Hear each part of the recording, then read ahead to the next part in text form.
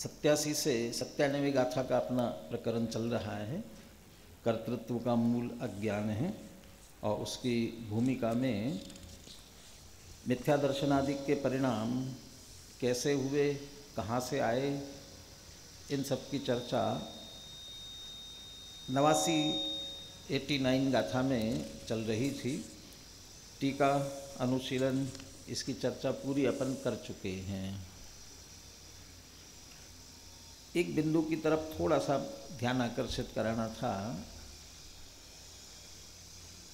शुद्धता अशुद्धता की बात हो रही थी। उपयोग तो शुद्ध ही है अनादिकाल से, लेकिन मोह की संयुक्ता के कारण से अशुद्ध हो रहा है। उस शुद्धता पर यहाँ इस गाथा में बहुत अच्छा विशेषणों सहित बहुत अच्छा जोर देने वाले हैं। उस और विस्तार से वहाँ चर्चा करेंगे। गुरुदेव के उदाहरण से एक विकल्प आया था। आत्मा शुद्ध है और आत्मा अशुद्ध है। कितना कितना परसेंट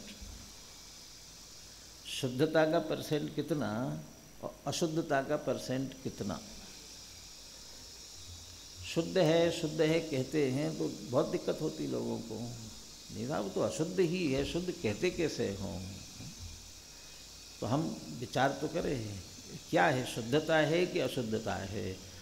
यदि शुद्धता है तो कहाँ है, अशुद्धता है तो कहाँ है, और वो शुद्धता अशुद्धता का रेशो कितना है, कितना रेशो है। फिर परसेंट निकालना, फिर बाद में पूछूंगा परसेंट आपको।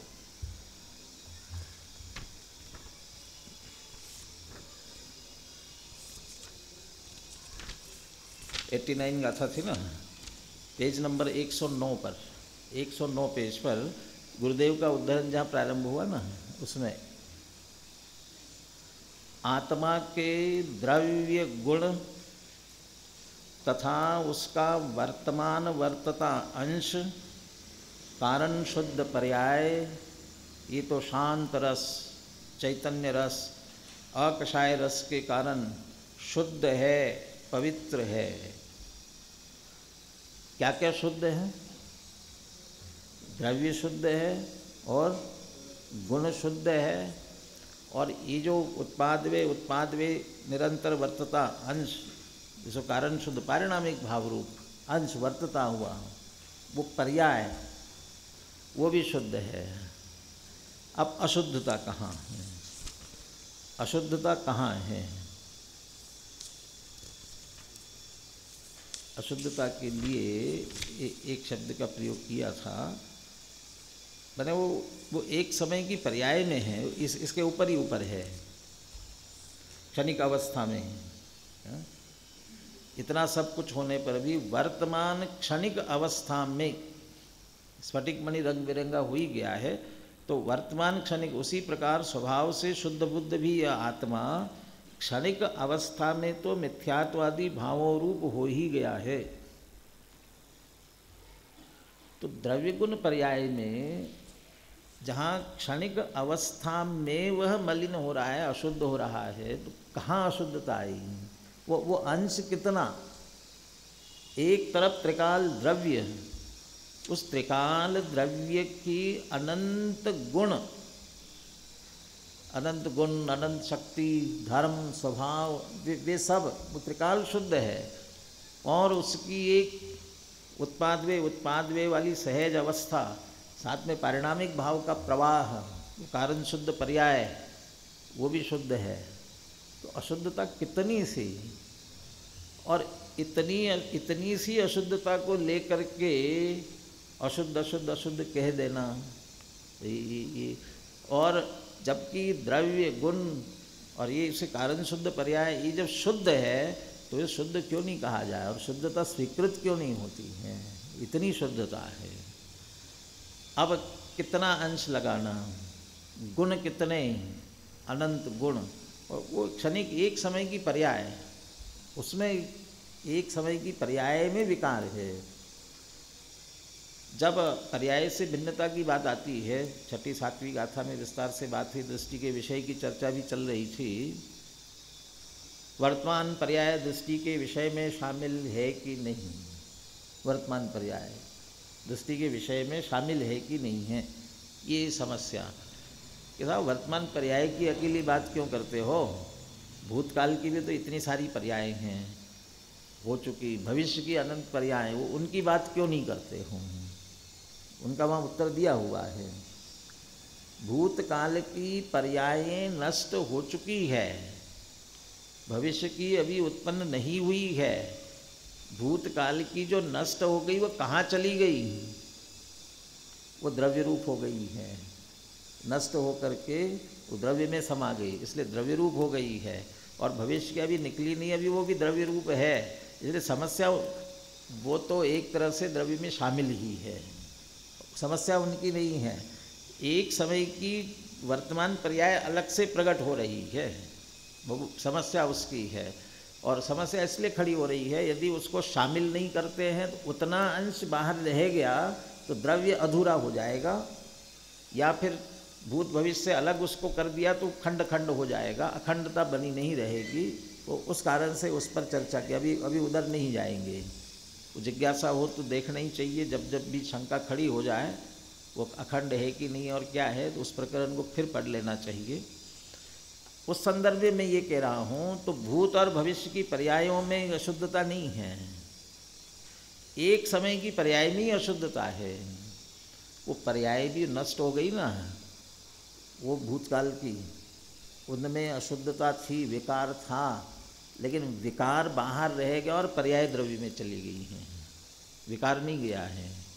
और भविष्य में तो अभी समझ निर्मल रूप से, अभी तो उसमें विकार या विकारी का कोई प्रश्न ही नहीं खड़ा है, वो विकार नहीं चला गया द्रव्य में। अब एक समय की मात्र पर्याय में अभी वर्तमान की अशुद्धता है, वो उतना ही है, तो कितनी अशुद्धता, और उस अशुद्धता के कारण से मैं तो अशुद्ध हूँ, मैं तो अशुद्ध हूँ, मैं तो अशुद्ध हूँ, तो ये मानना, तो शुद्धता का पलड़ा ज़्यादा भारी है द्रव्य में।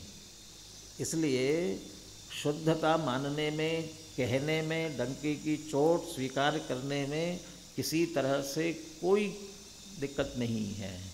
जो सब लोगों को बहुत दिक्कत होती है, जो शुद्ध नय की कथनी से, शुद्ध नय के विषय से, शुद्ध नय के कथन की शैली से जो अपरिचित है, और इस प्रकार का कथन करना जिन्हें पसंद नहीं है, उन्हें वो शुद्धता स्वीकार नहीं होती। लेकिन ये बात समझ में नहीं आती है, जब स्वभाव की, द्रव्य की ऐसी शुद्धता स्वीकार नहीं होगी, पर्याय में शुद्धता आएगी कैसे, कैसे आ पाएगी। इसलिए शुद्धता का पल्ला भारी है, अशुद्धता एक समय की पर्याय में है।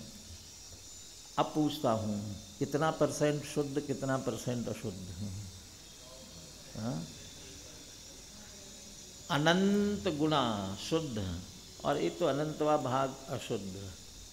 परंतु नय की शैली ऐसी नहीं है, नय की शैली में 100% शुद्ध और 100% अशुद्ध। वो देखने का दृष्टि, नय तो देखने का दृष्टिकोण है, किस बात को हम मुख्य कर रहे हैं। जितनी बातें अभी अपन ने की, द्रव्य, उसके अनंतानंत गुण, उसका जो वर्तमान कारण शुद्ध पर्याय वाला अंश, ये सब द्रव्य में है, ये सब द्रव्यार्थिक नय का विषय है, द्रव्य दृष्टि है, ये द्रव्य दृष्टि से शुद्ध है, 100% शुद्ध है। और जो वर्तमान की एक समय की पर्याय की बात कर रहे हैं, उस तरफ से यदि देखते हैं, वो पर्याय का दृष्टिकोण, वो पर्यायार्थिक नय का दृष्टिकोण, उस तरफ से देखेंगे, उस समय पूरा का पूरा द्रव्य अशुद्ध है। इसलिए 100% अशुद्धता उस दृष्टिकोण से देखने पर। परंतु अपने प्रयोजन के लिए मैं अपने आप को शुद्ध कैसे स्वीकार करूं, तो द्रव्य स्वभाव का पक्ष, द्रव्य स्वभाव का पल्ला भारी है, इसलिए उसका स्वीकार करने में, अशुद्ध होते हुए शुद्धता स्वीकार करने में बिल्कुल भी दिक्कत नहीं है। 100% अशुद्ध है वर्तमान में, पर्याय से देखने पर 100% अशुद्ध है, लेकिन उसी समय द्रव्य स्वभाव की शुद्धता 100% है, और उसे कोई बिगाड़ नहीं सकता है। ये जो स्वभाव से प्रत्येक द्रव्य में अपने आप में परिणमने की सामर्थ्य है और ये जितना मलिनता आ रही है वर्तमान पर्याय में वो द्रव्य स्वभाव में प्रविष्ट नहीं होती है, इसकी भी चर्चा विस्तार से की गई है।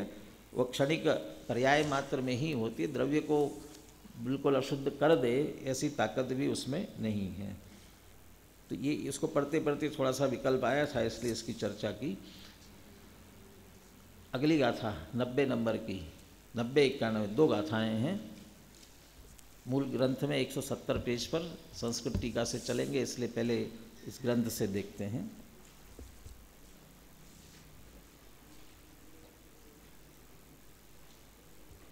उपयोग में मिथ्या दर्शन अज्ञान अविरति कैसे हुए इसकी चर्चा की, और अंतिम वाक्य इति त्रिविधः परिणाम विकारो द्रष्टव्यः। इस तरह से उपयोग में 3 प्रकार का जो परिणाम विकार है, मिथ्या दर्शन अज्ञान अविरति, ये उपयोग में भी जानना चाहिए, समझ लेना चाहिए। ठीक है, ये होते हैं, हो रहे हैं। अथ आत्मनस्त्रिविध परिणाम विकारस्य कर्तृत्वं दर्शयति। अब ये जो 3 प्रकार का परिणाम किया किसने, कर्ता कौन इसका, अब इसका कर्तापना बताते हैं। कर्ता कौन इसका, इसमें गाथा भी पढ़ेंगे, थोड़ा सा ये दृष्टिकोण भी आता हुआ लगता है। त्रिविध परिणाम विकारस्य कर्तृत्वम, 3 प्रकार के परिणाम विकार जो हो रहा है इसका कर्तापना, कर्ता कौन इसका, एक ये बात। दूसरा, ये 3 प्रकार के परिणाम हुए ना, कार्य क्या इनका, इनका क्या कर्तृत्व है। अपन सबका टोडरमल जी का व्यक्तित्व कर्तृत्व देखते हैं ना, आचार्य सबका सभी का व्यक्तित्व कर्तृत्व देखते हैं। टोडरमल जी का कर्तृत्व क्या माने, क्या टोडरमल जी ने क्या क्या किया ये देखते हैं ना। ऐसे 3 प्रकार के परिणाम विकार का कर्तृत्व क्या माने, ये क्या करते हैं, वो क्या करते हैं वो बात भी आ रही। इनका कर्ता कौन और ये क्या करते हैं, दोनों तरफ से, और इसका प्रतिफल क्या निकलता है, इसका परिणाम क्या निकलता है, इससे क्या होता है। ये 92 नंबर की 91 नंबर की गाथा में ये बात करेंगे। 90-91 गाथा बुलवाता हूँ। एदे सुय उव ओ गो तिविहो शुद्धो निरंजनो भावो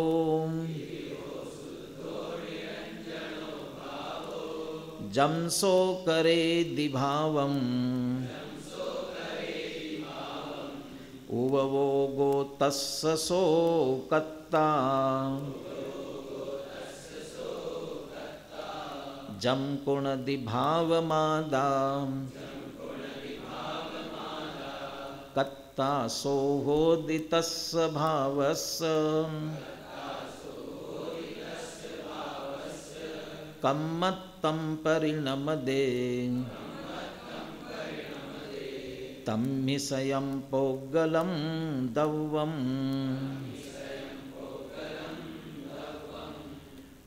एदेषु, एदेषु का अर्थ यहाँ क्या लगाना, एदेषु पहले एक तो इनमें, एतेषु इनमें, और वो एक सती सप्तमी लगती है ना, वो सती सप्तमी एतेषु, ऐसा इनके होने पर, तो इनमें लगाना है या इनके होने पर ये लगाना है।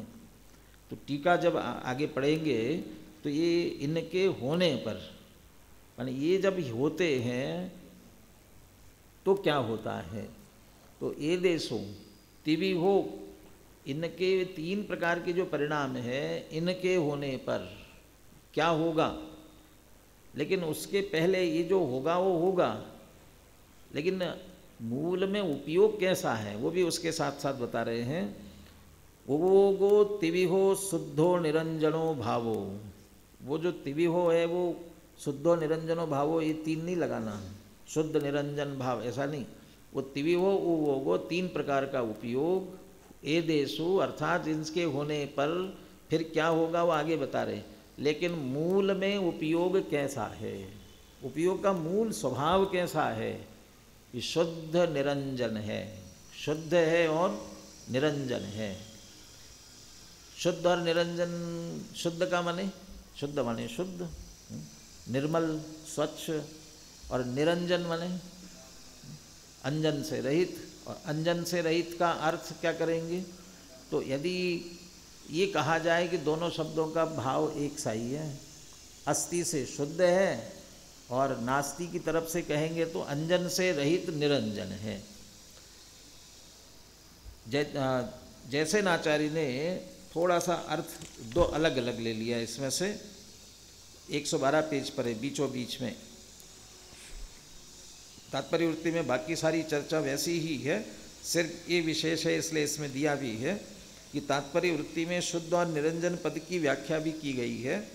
शुद्ध माने रागादि भाव कर्म से रहित है, और निरंजन माने ज्ञानावरणादि द्रव्य कर्म रूपी अंजन से रहित है। तो द्रव्य कर्म और भाव कर्म से रहित होने के कारण शुद्ध और निरंजन है। तो दोनों से, तो मूल स्वभाव जो है शुद्ध और निरंजन है, उपयोग शुद्ध निरंजन है। आगे टीका में जाकर के और विशेषण लगाएंगे उसके साथ साथ। अमृतचंद्र आचार्य को दो विशेषणों से तृप्ति नहीं हुई। हमारा स्वभाव अकेला शुद्ध निरंजन नहीं है, बहुत महिमावंत है, इसलिए महिमावाचक और भी शब्दों के प्रयोग उसके साथ करेंगे। तो उपयोग स्वभाव से शुद्ध निरंजन है, फिर भी तिविहो एदेषु, जब वह 3 प्रकार का हो जाता है। कैसे 3 प्रकार का होता है पिछली गाथा में बता दिया। मोह जुत्तस्य, मोह का युक्त होने पर मिथ्या दर्शन अज्ञान अविरति रूप हो जाता है। तो एदेषु, ऐसा होने पर जमसो करेदि भावम उवोगो, सो उवोगो जम भावम करेदि, फिर वह उपयोग 3 प्रकार का हो करके होने पर जिस भाव को करता है तस् सो कत्ता, उसका वो कर्ता बनेगा। यानी वे मिथ्या दर्शन अज्ञान अविरति रूप से होकर के जिन भावों को करेगा फिर वो उसका वो करता है। या ये कह दीजिए कि 3 प्रकार का होने के कारण से मिथ्या दर्शन अज्ञान अविरति वाला जो परिणाम है, अभी निकालेंगे उसमें से, उधर से कैसे निकालते हैं। इनका कर्तापना, मिथ्या दर्शन अज्ञान अविरति पने का कर्ता कैसा हुआ। लेकिन ये मिथ्या दर्शन अज्ञान अविरति 3 प्रकार का होकर के फिर जिन जिन भावों को करता है, किन भावों को करता है, फिर वह 3 प्रकार का होकर के किन भावों को करता है, इसमें भी वो वैसा ही जवाब आना चाहिए। कषाय किसे कहते हैं वाला, कषाय किसे कहते हैं, किसके जवाब क्या देना है। रोज तो करते हो और पूछते हो कषाय किसे कहते हैं, कर ही रहे हैं ना, अनुभूत है। तो मिथ्या दर्शन अज्ञान अविरति से क्या क्या करते हैं, क्या क्या परिणाम होते हैं, फिर तो हो ही रहे हैं सारे परिणाम। जितने परिणाम संसारी अज्ञानी मिथ्यादृष्टि जीवों के जितने परिणाम हो रहे हैं, वे सारे परिणाम जो जो करता है, जितने उत्पाद वाले परिणाम है, जितने अहित करने वाले परिणाम हैं, जितने दुख वाले परिणाम है, जितने नरक निगोद ले जाने वाले परिणाम है, वे सारे परिणाम कराता है। आज ये कोई उसमें एक नीति का होगा शायद, वो उसमें लिखा था मर्कटस्य सुरापानम, मर्कटस्य सुरापानम ततस्य वृश्चिका दंशनम, और फिर तीसरी बात क्या लिखी थी, सुरापानम और वृश्चिका दर्शनम, और फिर भूत संचार तथा किम भविष्यति, यदि ऐसा हो जाए फिर क्या होगा। 3 बातें। मर्कटस्य सुरापानम, क्या किया, मर्कट माने बंदर ने शराब पी, और फिर क्या हो गया, बिच्छू ने काटना, वृश्चिका दंशनम, बिच्छू ने काट लिया, और फिर तीसरा भूत संचार, और भूत और लग गए। अब क्या होगा, कितना उद्यम करेगा, कल्पना कर लो।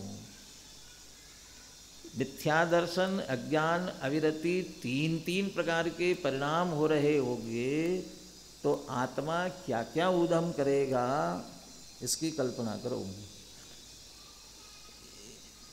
जो शान सज्जन दिखाई दे रहे हैं, जैसे आश्चर्य करते हैं ना, तो कहते हैं ये शांत कैसे, इस पे आश्चर्य होना चाहिए।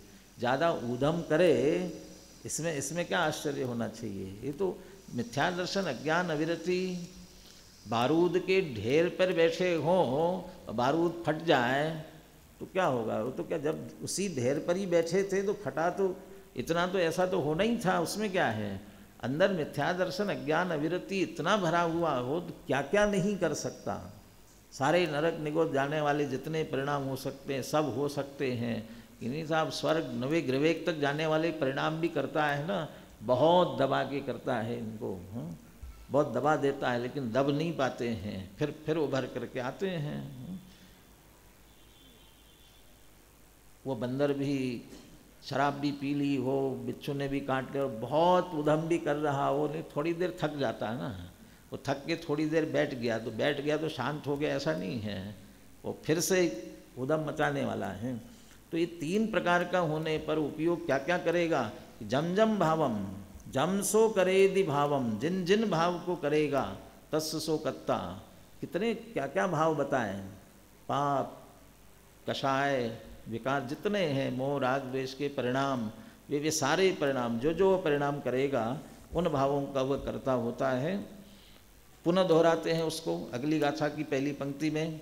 जम कुणदि भावम आदा, ऐसा होकर के जिन भावों को आत्मा करता है, सो होदि तस्य भाव कत्ता, सो होदि तस्य भावस्य, उस भाव का वो करता है। जब वह कर रहा है, किस कारण से किया ये नहीं पता, किस कारण से, माने गलती हुई, मोह की संयुक्ता के कारण से गलती हुई, लेकिन मोह की संयुक्ता के कारण से भी गलती हुई तो गलती तो कर रहे हो ना। सुपारी लेकर के किसी ने हत्या कर दी, आज की भाषा में, तो सुपारी लेकर के हत्या कर दी, तो जिसने सुपारी दी उसे भी दंड मिलता है कि साहब उसने दी थी, लेकिन जिसने हत्या की उसे दंड मिलेगा कि नहीं मिलेगा। कि साहब मुझे क्यों दे रहे हो, उसने करवाई है, मैं तो बहुत सीधा साधा हूँ, मैंने तो कुछ नहीं किया, उसने करवाया। उसने करवाया तो किया तो तुमने, तुम सजा से नहीं बच सकते हो। ऐसे ही मोह जुत्तस उवोगस, उपयोग तो शुद्ध निरंजन, लेकिन मोह की युक्तता से कर रहा है ना। मोह की युक्तता होने पर मिथ्या दर्शन, अज्ञान, अविरति रूप हो करके जिन भावों को करेगा तो वो कर्तापना होगा और उसका फल भोगना पड़ेगा। क्या होगा। कम्मत्तम परिणम दे तम्मी स्वयं पोगलम दव्वम, ऐसा होने पर पोगलम दव्वम स्वयं कम्मत्तम परिणम दे तम्मी तस्मिन, ऐसा होने पर जो पुद्गल द्रव्य है वो स्वयं ही कर्म रूप से परिणमता है। यहाँ इस सिद्धांत की तरफ भी ध्यान, फल भी बता दिया और साथ में इस सिद्धांत की तरफ भी ध्यान आकर्षित करा दिया। कर्म का बंध होता है और कर्म के बंध के कारण से फिर संसार परिभ्रमण होगा तुम्हारा, और तुम्हें कर्म के बंध के लिए कुछ करने की जरूरत नहीं, उसके तुम करता नहीं हो, वो तो स्वयं होता है। तुम तो अपने परिणामों के कर्ता बनते हो और अपने परिणामों के कर्ता होने पर पुद्गल द्रव्य स्वयं ही कर्म रूप से परिणमित होकर जीव के साथ बंध जाता है, जीव उसका कर्ता नहीं होगा, तो अपने परिणामों के कर्ता होते हो। नहीं, हम कर्म बंद नहीं करना चाहते हैं तो क्या करें, ये परिणाम मत करो।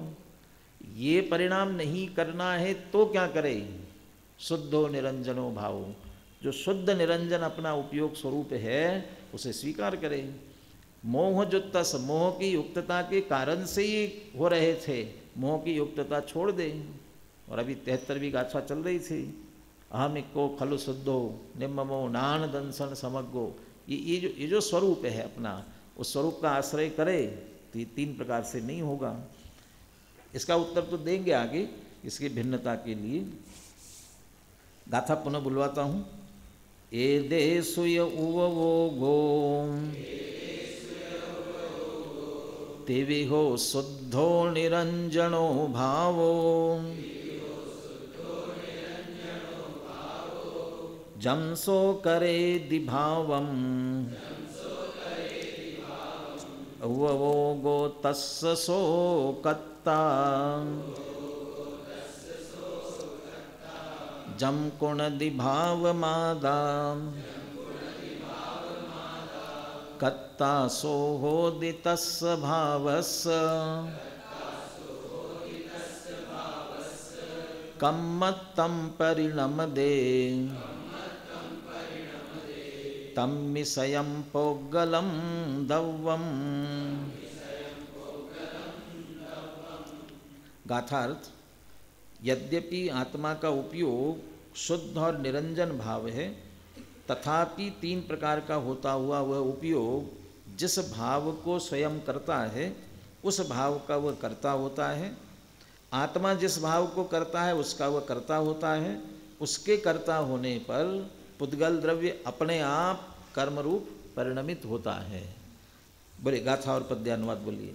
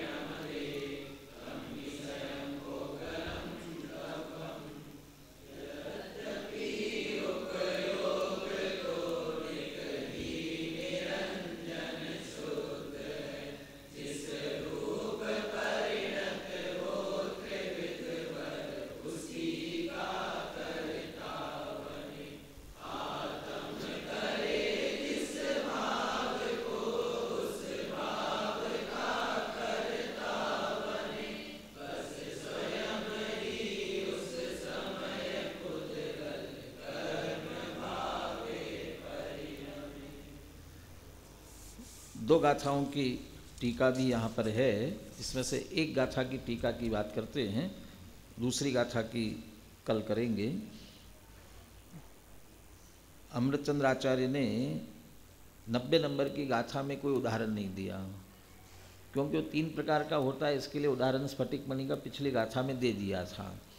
लेकिन अगली जो गाथा, कम्मत्तम परिणम दे तम्ही स्वयं पोगलम दवन, द्रव्य पुद्गल द्रव्य स्वयं कर्म रूप से परिणमता है, अपने आप कर्म रूप से परिणमता है। वो कैसे, इसके लिए जरूर दृष्टांत दिया हुआ है, उसकी चर्चा कल करेंगे अपन। 90 नंबर की गाथा की टीका, इसमें उपयोग के जो विशेषण दिए बस वो महिमावन वो समझने, बाकी तो विषय जो आ गया वही विषय है। अथ एवं अयम अनादि वस्त्वंतरभूत मोह युक्तत्वात् आत्मनि उत्प्लवमानेषु मिथ्यादर्शन अज्ञान अविरति भावेषु परिणाम विकारेषु त्रिषु एतेषु निमित्त भूतेषु। ये बिल्कुल सरल करने के लिए हर एक में विभक्ति लगा करके किया। इतनी सी बात कहना चाहते हैं, मोह की युक्तता के कारण जो तीन प्रकार का उपयोग हुआ है, मिथ्यादर्शन अज्ञान अविरति, उसके निमित्त होने पर, वे मिथ्यादर्शन अज्ञान अविरति ये परिणाम जब निमित्त होते हैं तो क्या होता है, वो उसकी बात कहना चाहते हैं। लेकिन वो पिछला विषय भी उतना दोहरा दिया, हुए कैसे वे, किस कारण से हुए। अथ एवं, जैसा कि पिछली गाथा में कहा, इस प्रकार से अयम अनादि वस्तुअंतरभूत मोह युक्तत्वात्, अनादि अन्य वस्तु रूप ऐसा जड़ कर्म रूपी जो मोह है उसकी संयुक्ता होने के कारण से, संयुक्तता निमित्तपना उसका हुआ, लेकिन आत्मनि उत्प्लव मानेशु, उसके कारण से आत्मा में जो उत्पन्न हुए, क्या उत्पन्न हुए, मिथ्यादर्शन अज्ञान अविरति भावेशु। मिथ्यादर्शन अज्ञान अविरति ये जो भाव उत्पन्न हुए ये क्या थे, चैतन्य परिणाम के विकार थे। परिणाम विकारेशु कितने थे ये त्रिषु, तीन थे।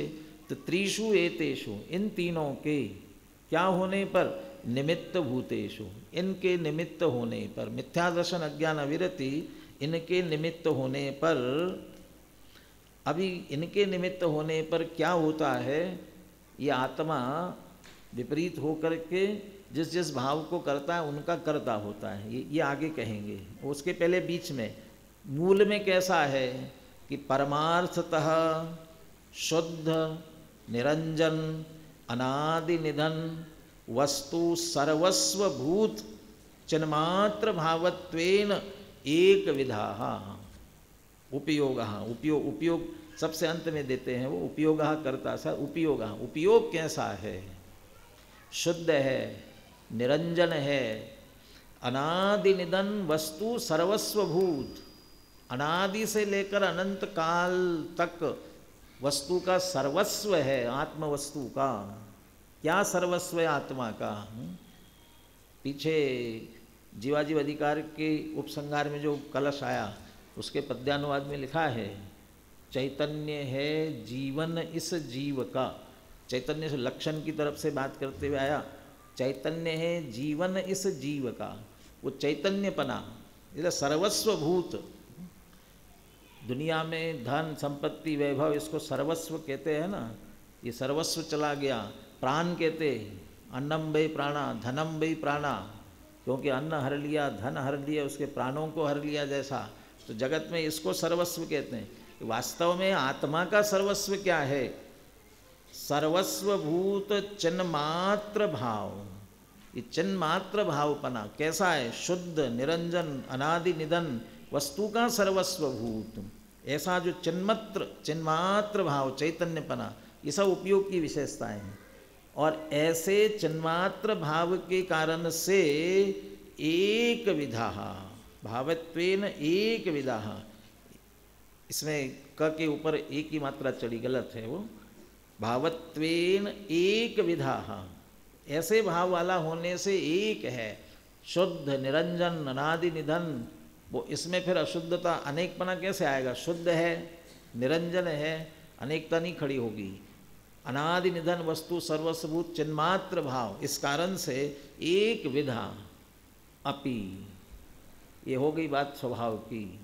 ऐसा स्वभाव होने पर भी अपि, मूल परमार्थतः द्रव्य स्वभाव से तो ऐसा ही स्वभाव है अपि, फिर ऐसा होने पर भी अशुद्ध सांजन अनेक भावत्वम आपद्यमानः, वो उसी कारण से मोह की युक्तता के कारण से मिथ्या दर्शन अज्ञान अविरति जो भाव हुए ना, उनके निमित्त भूतेषु, उनके निमित्त होने पर स्वभाव से तो ऐसा है, लेकिन ऐसा होने पर भी मिथ्या दर्शन अज्ञान अविरति के कारण से अशुद्ध हो गया, उसके कारण से सांजन हो गया, और उसके कारण से अनेक भावत्वम आपद्यमान, अनेक भावपने को प्राप्त हुआ।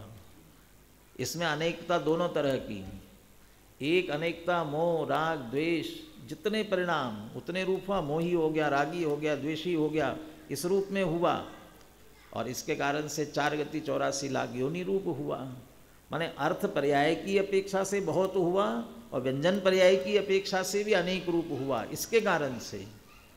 और यदि ये छूट जाए तो निर्मल पर्याय प्रकट होगी, निर्मल पर्याय में विविधता नहीं होगी, और साथ में रही अनंत अनंत काल यथा तथा शिव एक रूपता रहेगी, वहाँ फिर अनेकता आने वाली नहीं है। तो स्वभाव से एक विध होने पर भी वो उनके निमित्त होने के कारण से मोह महामद पियो अनादि भूल आपको, तो 4 गति 84 लाख योनियों में भूल भ्रमण कर रहा है। तो अशुद्ध सांजन अनेक भावत्वम आपद्यमाना, अनेक भावों को प्राप्त होता हुआ, त्रिविधो भूतवा, अनेक रूप हो रहा है कि 3 प्रकार का हो रहा है। वो अनेकों को फिर 3 में समेटते हैं।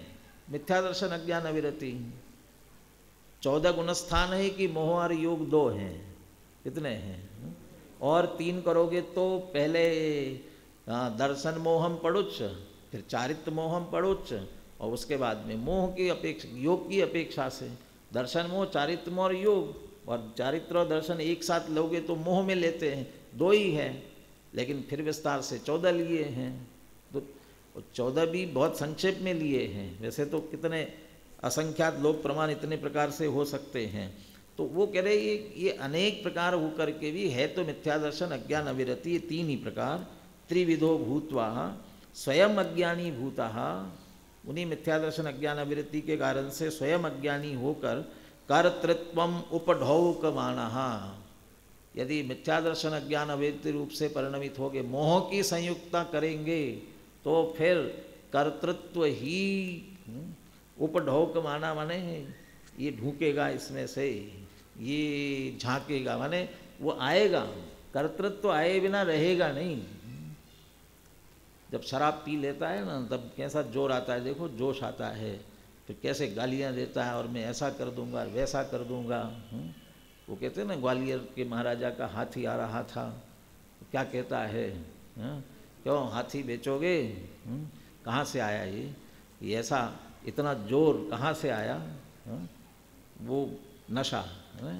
ऐसे मिथ्या दर्शन अज्ञान अविरति का नशा चढ़ा हुआ हो, कर्तृत्वम उपढौकवाना, वो कर्तापना, अहंकार कर्तापने का, कर्तापना आए बिना रहता नहीं, कर्तृत्वम उपढौकवाना, वो उसी कारण से कर्तापने को प्राप्त होता हुआ। हिंदी में क्या अर्थ किया, भाव रूप निमित्त से अनेक रूप तीन प्रकार का होकर स्वयं अज्ञानी होता कर्तृत्व को प्राप्त, माने वो कर्तापना उछलता है समझ, एक तरह कर्तृत्व उपढौक माना, विकारेण परिणम्य, कर्ता होकर के, यम यम भावम आत्मनः करोति, जिन जिन भावों को आत्मरूप करता है, मैं ही ऐसा हो गया, मैं ही ऐसा हो गया, इस तरह से आत्मनः करोति, तस्य तस्य किल उपयोगः कर्ता स्यात्, उन भावों का वह आत्मा उपयोग करता होता है। अब कर्ता होने पर क्या होता है उसकी चर्चा अगली गाथा में वो अपन सुबह करेंगे।